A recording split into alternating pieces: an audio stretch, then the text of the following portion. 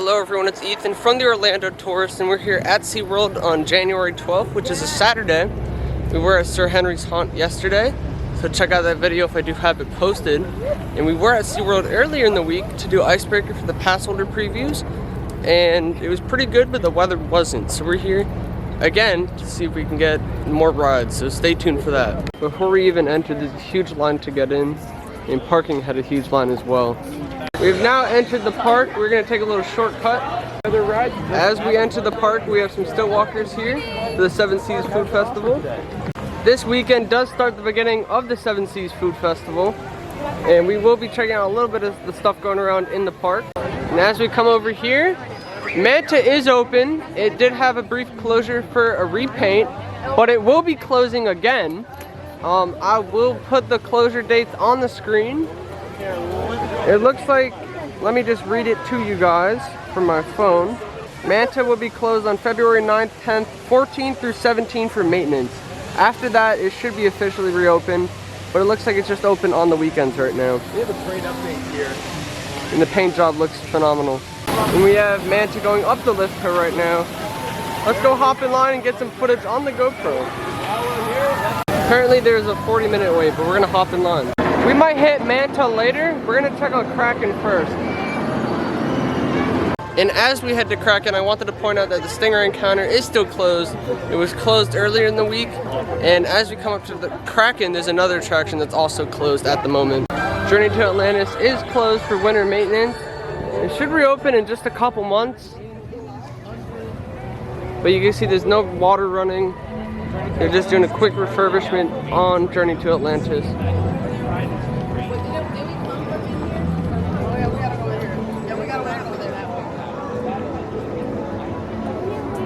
We'll be here when it opens. It's a fun ride. And today we're here with Fistful of Thrills, Gavin. Hey, what's up, guys? So he's at SeaWorld with us. He's got the GoPro. We're gonna get some on-ride footage. And we have Kraken over here, 15-minute wait.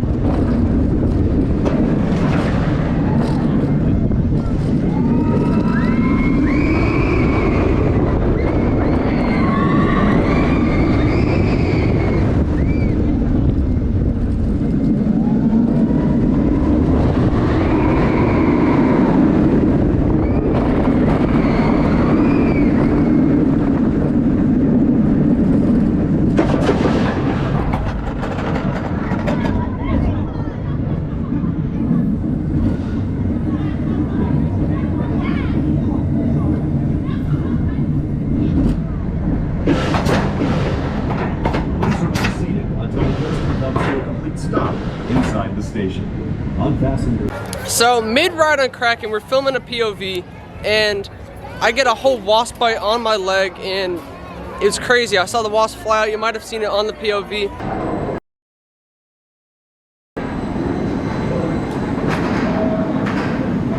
It stung me. You saw that bug up there? It stung me. It hurts. But like mid-ride, I'm just in pain. So we're gonna head to first aid real quick. It looks like the Antarctica Empire of the Penguin's a 20-minute wait, but we're just gonna head around right now. This is a long wait over here. It's a very hot day though. This is one of the Seven Seas Food Festival booths, and they have more booths right around here. And if we look right across the lagoon, we have Icebreaker with his pass holder previews, and we will be riding that soon. And here's another Seven Seas food tent where you can get food there for the festival. It does smell really good. We're gonna see if we can go to one of the shops and find out where first aid is. In one of the stores by the entrance of the park has wood from the original Gwazi coaster. And we're heading this way to try to find the first aid. So as we're looking for the first aid, as I said before, the stingray encounter is shut down right now. They say the first aid is somewhere around here, so we're keeping an eye out. If you go around the stingray's encounter, you'll find the first aid. It's kind of hidden. They should have more of these around the park. It's messed up that they only have one. Should have at least 2 in the park. Just got out of first aid. They gave me some medication for the bite, but Manta's only 20 minutes now, and we're gonna ride it. And also, there is another first aid in Sesame Street, so that's good to know. So Manta is way too long right now. We're gonna do it later because the line is just huge. It went up to 50 minutes, but it's probably like an hour and a half. Like it's a long wait. Mako was running empty trains before, so that's where we're gonna go. Look at how long the line is. It goes all the way out there. I don't know if you can see that. You get invited. And he has like 8,000 subscribers. Long line for food. It must be pretty good. But yeah, we're gonna head around to Mako, get some POV. So Mako had some empty seats we saw earlier.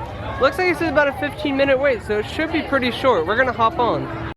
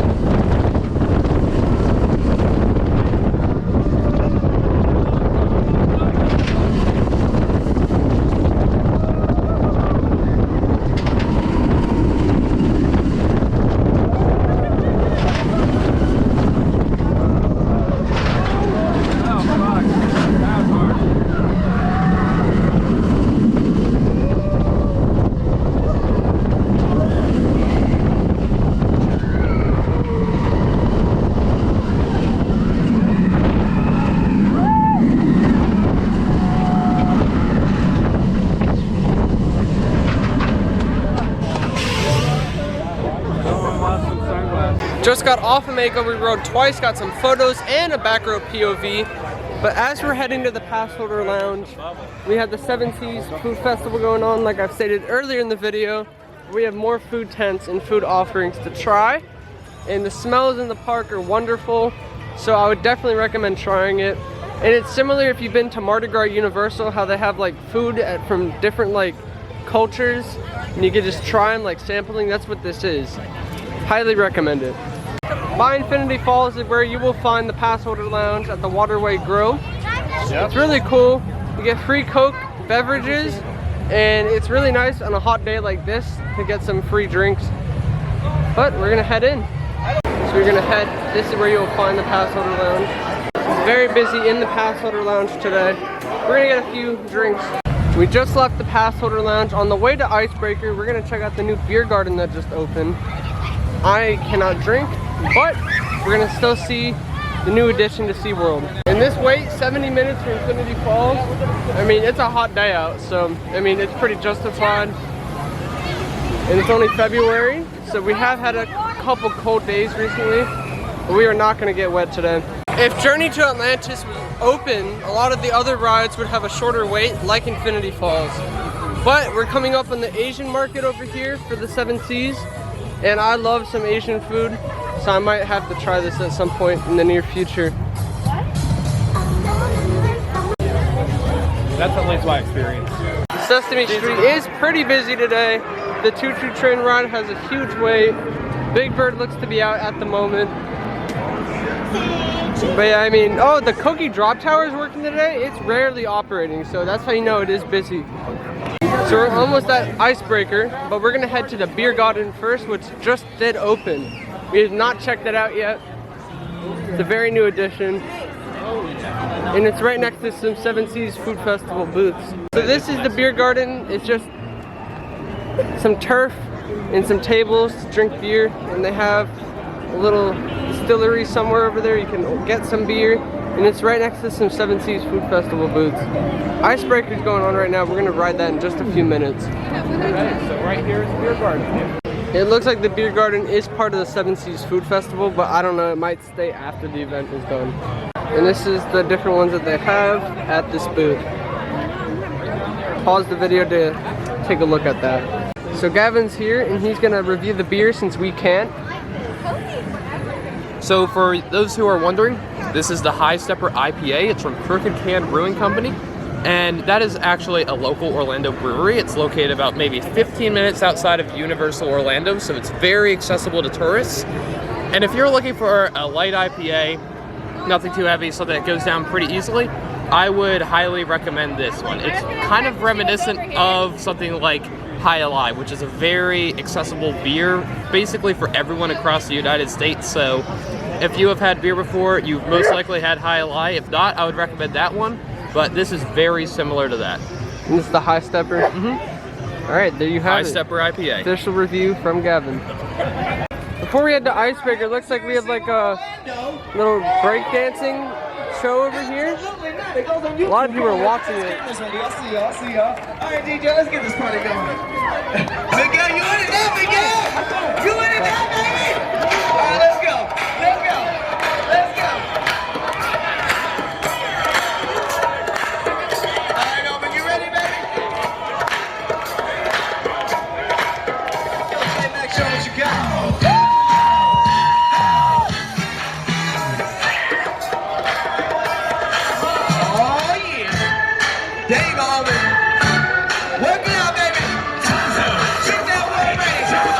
There's some people about to perform on the Icebreaker stage as well.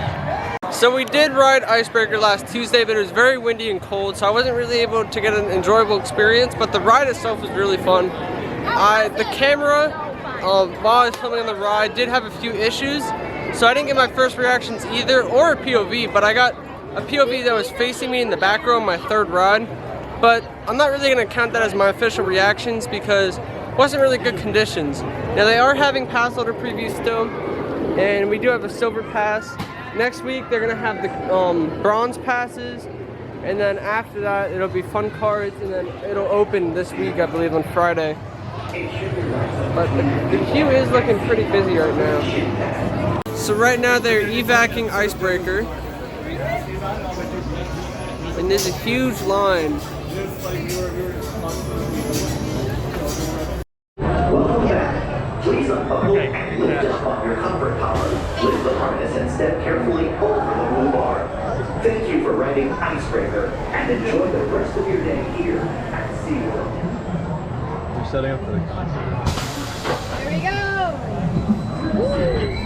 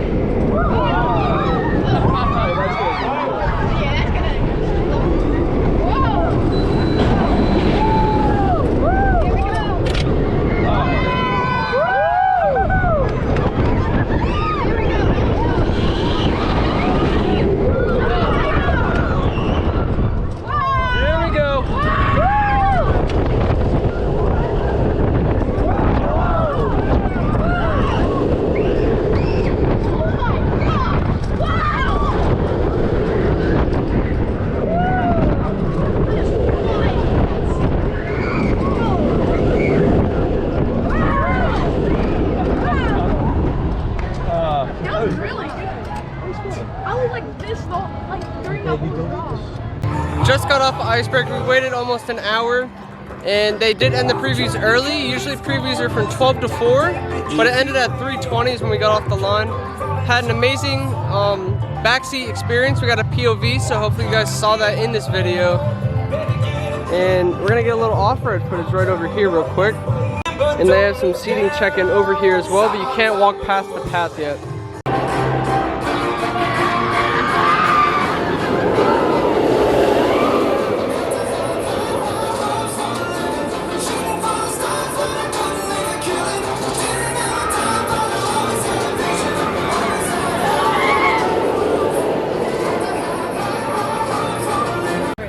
We have the merchandise shop open here, probably because it's a weekend. It was not open earlier in the week. And you can see they have a little Coaster Dynamics nano coaster over here. I think they're like $40. They got some Icebreaker grand opening merchandise.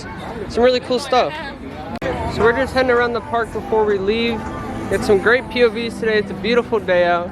And we're going to be heading to Universal very soon, so I'm going to make a whole nother vlog with that. So stay tuned if you want to see Universal content as well. I have a lot of it. Bunch of Mardi Gras content, but we might see if we're gonna ride Manta on the way out or maybe another coaster before we officially head out. I think the ride was just down for Manta, but it says 0-minute wait and they're now operating, so we're gonna get in line.